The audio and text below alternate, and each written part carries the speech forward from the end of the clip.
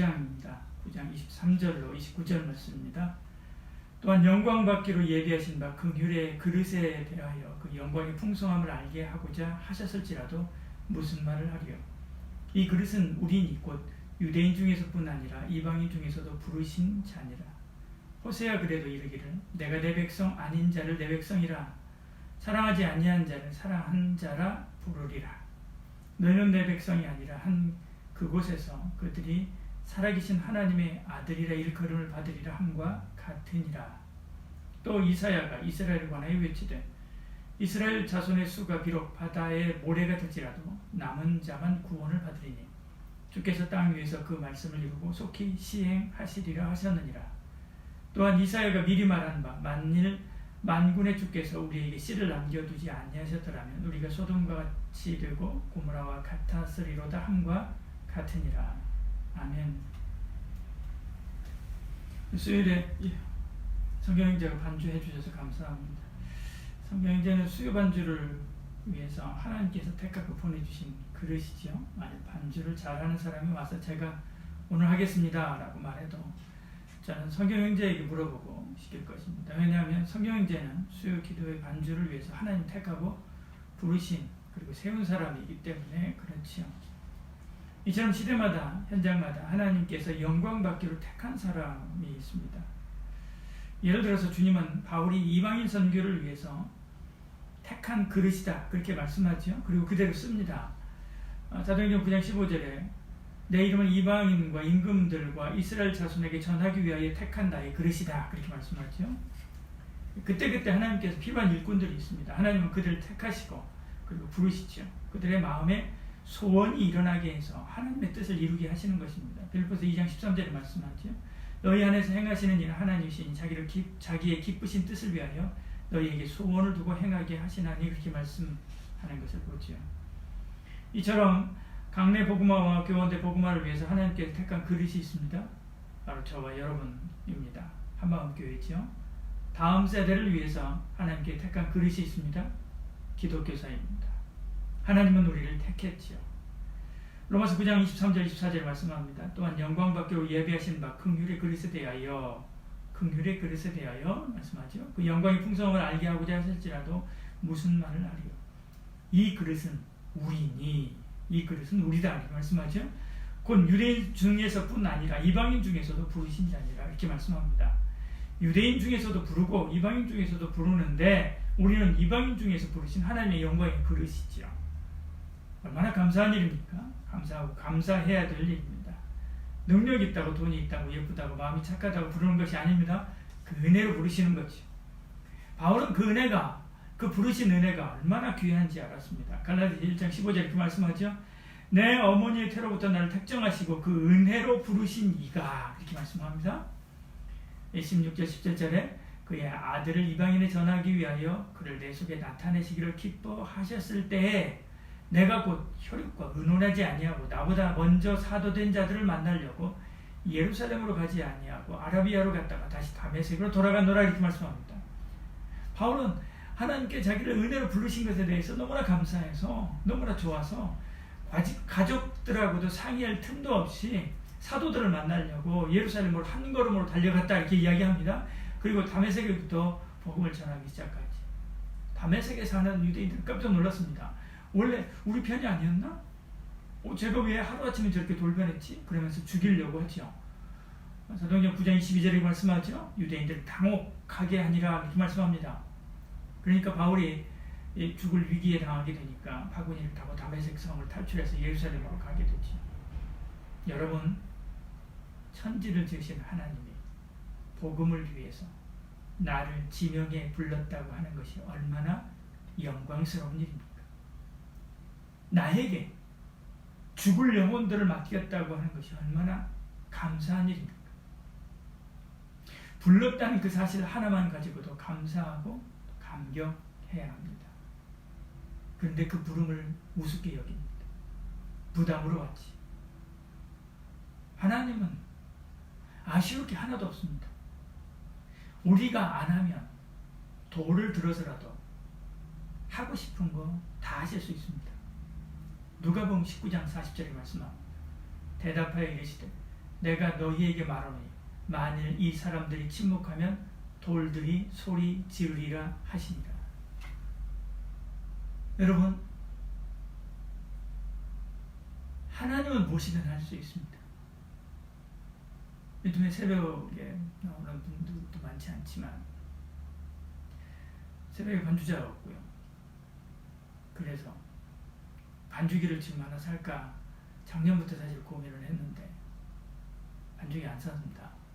계속 안 사고 있습니다. 이제는 또 사야 될까 싶은 생각도 드는데, 반주를 위해서 하나님께 택한 그릇이 있는데, 그런데 하지 않으면 하나님께서 기계를 들어서, 기계가 뭡니까? 플라스틱 아닙니까? 기계를 들어서라도 하나님을 찬송하게 하는 것입니다. 플라스틱을 들어서라도 여호와를 찬양하게 하는 것이지. 내가 거절하면 다른 사람을 통해서 얼마든지 할 수 있습니다. 모르드게가 에스더에게 유대민족을 구하는 그 일을 위해서 왕을 설득해달라라고 그렇게 이야기합니다. 그러니까 지금 내가 할 수 있는 상황이 아니에요. 그렇게 이야기하지요. 그러니까 모르드게가 만일 내가 아무 말도 안 하고 그냥 가만히 있으면 하나님께서 분명히 다른 방법으로 살려주실 것이다. 사실 너를 왕으로 삼은 것은 이 일을 위해서 택하고 준비시킨 것이 아니야. 너는 지금 유대인 구원을 위해서 택하고 준비시킨 하나님의 그릇이다 라고 이야기하는 것이죠. 에스더서 4장 14절에 말씀합니다. 이때 내가 만약 잠잠하여 말이 없으면 유대인은 다른 데로 말미암아 노임과 구원을 얻으려니와, 그렇게 말씀하죠. 그러니까 에스더가 그때 깨닫고 내가 죽으면 죽겠다라고 말하면서 왕 앞에 나가게 되죠. 에스더 4장 16절에 금식한 후에 규례를 어기고 왕에게 나아가리니 죽으면 죽으리이다 하니라, 이렇게 말씀하죠. 그렇게 하나님을 믿고 나가니까 하나님이 책임집니다. 하나님께서 왕의 마음을 열어주시고 에스더의 말에 귀를 기울이고 하만의 음모를 알게 해서 유대인을 살려내지. 하나님이 나를 기독교사로 부르셨다면 합격하게 하실 줄 믿습니다. 하나님이 나를 교원대 복음화를 위해서 부르셨다고 한다면 입을 열어 복음을 전할 때 그들의 마음이 높고 변화되게 하셔서 그들이 주께로 돌아오게 하실 것입니다. 하나님이 아이들을 위해서, 하나님이 우리 직장을 위해서 복음 전하는 도구로 나를 사용했다고 한다면 하나님께서 나에게, 내가 입을 열어 그 일에 순종하고자 할 때 나에게 능력을 주시고 은혜를 주셔서 그 일을 이루도록 하실 것입니다. 하나님께서 나를 통해서 물질로 주님의 몸된 교회를 섬기고 하나님의 나라를 이루어가며 죽어가는 자들을 살려내는 그 일을 위해서 준비하고 택하셨다면 하나님께서 나에게 물질을 부어주실 것입니다. 여러분, 이 시대를 위해 택한 그릇, 저와 여러분은 그런 그릇임이 분명합니다. 왜요? 예수님을 믿어서 하나님의 자녀가 되게 하셨기 때문에 그렇죠. 이제 중요한 것은 어떤 일을 위한 그릇인지, 택한 그릇인지 그것을 찾는 것이 중요합니다. 만일 그것도 찾았습니까? 주신 말씀이 있습니까? 이제 말씀이 나침판이 되어서 우리를 인도하실 것입니다. 말씀을 보고 따라가기만 하면 됩니다. 두려워할 것이 하나도 없죠. 기독교사를 위해서 부르셨다면 임용고시 합격하게 하시는 것은 당연한 일입니다. 두려워 마십시오. 다만 믿고 따르시기를 바랍니다. 유대인들은 자기들을 부른 것은 이해가 가지만 이방인들을 불렀다고 하는 것은 이해할 수가 없었습니다. 아니, 받아들이기 힘들었죠. 지금까지 그들은 자기들만이 선민이라고 하는 의식을 가지고 살았기 때문에 그렇습니다. 그러나 바울은 호세아의 성경을 가지고 이방인 중에서 하나님의 영광을 위해서 택함받은 사람이 있다라고 하는 것을 증명해 보입니다. 25절 26절입니다. 호세아의 그래도 이르기를 내가 내 백성 아닌 자를 내 백성이라 사랑하지 아니한 자를 사랑하는 자라 부르리라, 이렇게 말씀하죠. 너희는 내 백성이 아니라 한 그곳에서 그들이 살아계신 하나님의 아들이라 일컬음을 받으리라 함과 같으니라. 여호와 신앙은 유대교 신앙이 아닙니다. 유대인이 유대인을 위한 종교로 만든 것뿐이죠.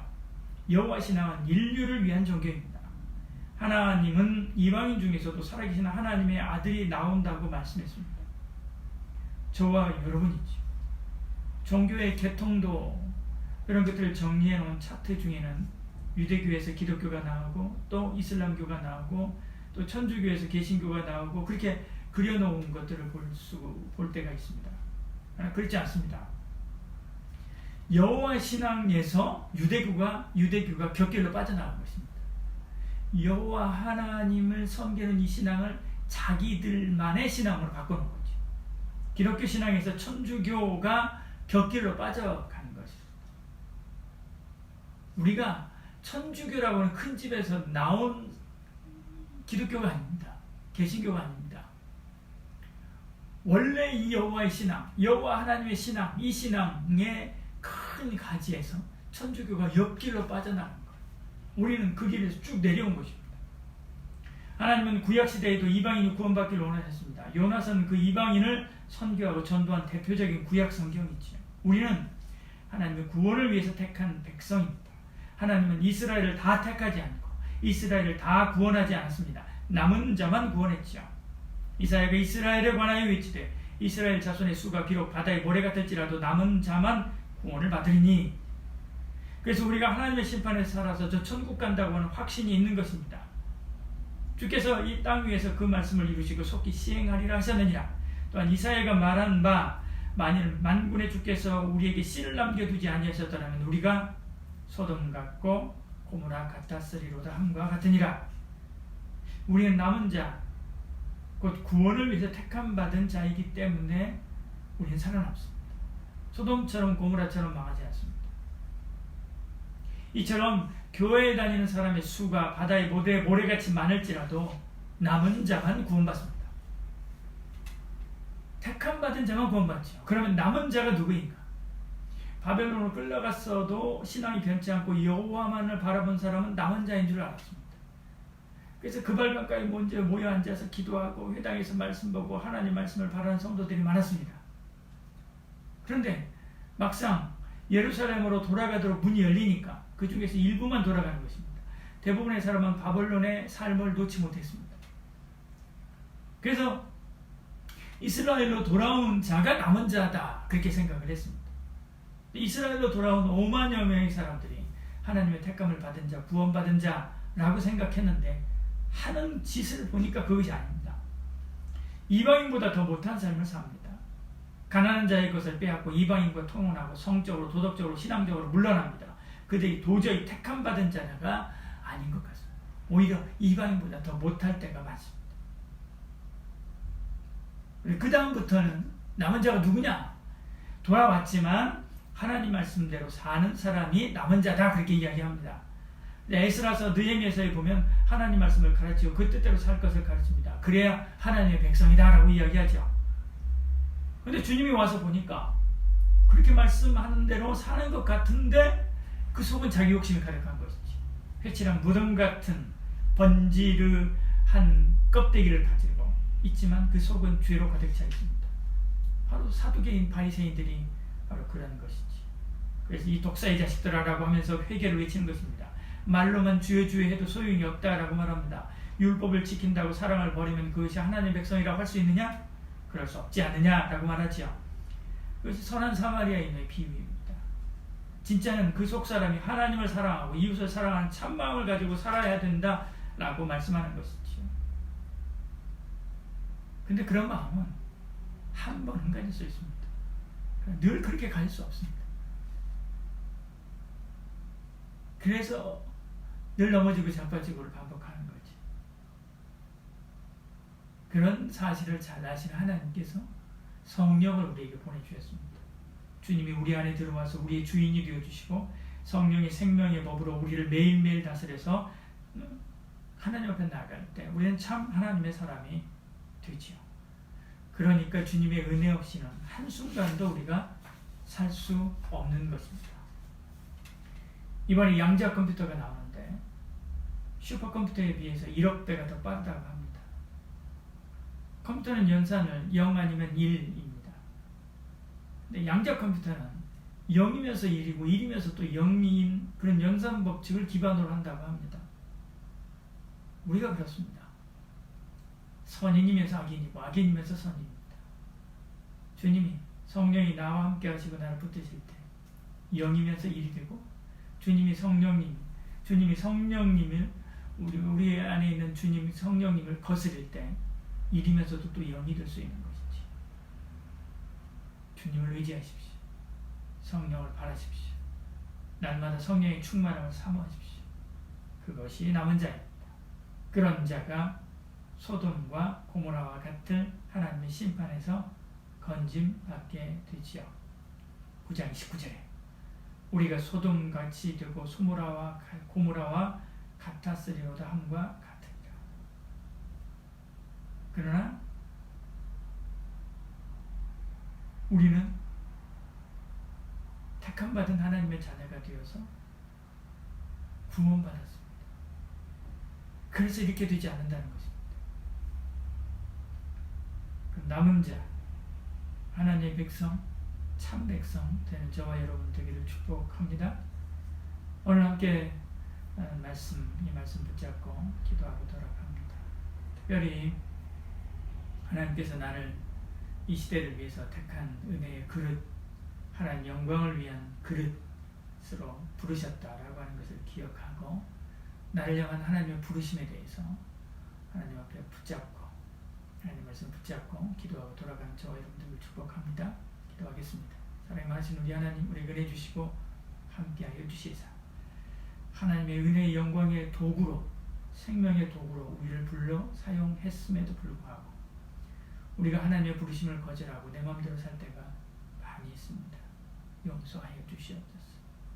나를 구원받은 하나님의 자녀로 하나님 영광을 위한 의의 도구로 사용해 주시며 감사하고 하나님 말씀에 늘 복종하며 주의 말씀을 따라 하나님이 기뻐하는 삶, 하나님께서 나를 통해서 이루시고자 하는 하나님의 뜻을 이루는 삶을 살아가는 저희들 되게 하여 주시옵소서.